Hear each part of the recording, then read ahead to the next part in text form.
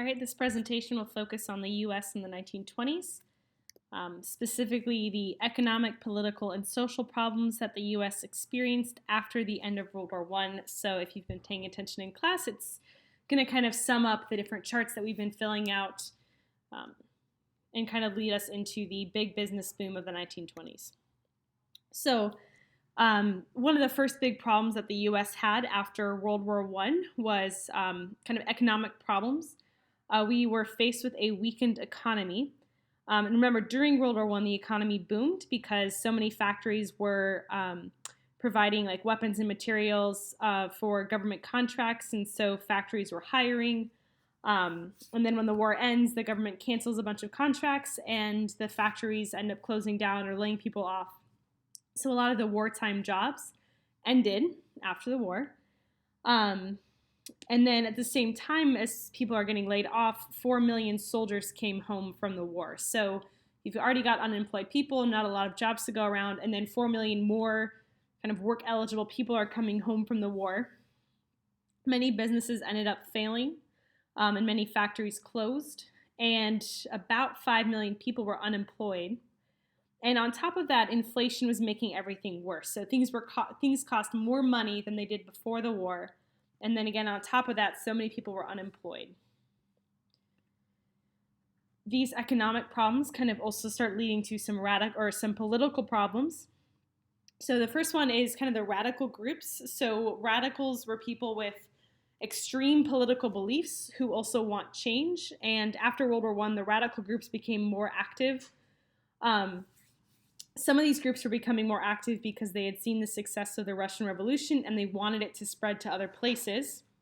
So radicals were staging strikes in many areas, and there were several bombings. Some bombs were sent through the mail. The Attorney General's house was bombed, and Wall Street was bombed. There's also an increase in immigration. So during the war, immigration had stopped. And then after the war, it picks back up again. And a lot of people associated immigrants with radical groups. Right, so many people associated immigrants with radical groups. A lot of immigrants were coming from Italy and Eastern Europe. And they had associated with like anarchism with the Italians, Eastern Europe with communism and socialism. And on top of all of this, the immigrants added to the unemployment problem. And kind of on top of all of that, the effects of the economic problems also led to an increase in crime. So people who were out of a job were looking for other ways to support their family. Business owners tried to cut wages and increase the number of hours. Labor unions staged strikes to try to protect the interests of their members, and the strikes grew more and more violent. This led to some challenges to our rights. So the Red Scare in the 20s was when people were concerned about radical activities, leading to the Palmer raids to try and crack down on radicals. So people suspected of radical activities were arrested and held without trial, which kind of goes against our Constitution. Many radicals were deported. And again, the arresting people suspected of activities and holding them without trial kind of goes against some of the basic rights in our listed in our Bill of Rights and Constitution, going against our civil liberties. And the economic and political problems kind of help lead to social problems. So I'm actually going to talk about nativism first, and that is nativism is anti-immigrant feelings.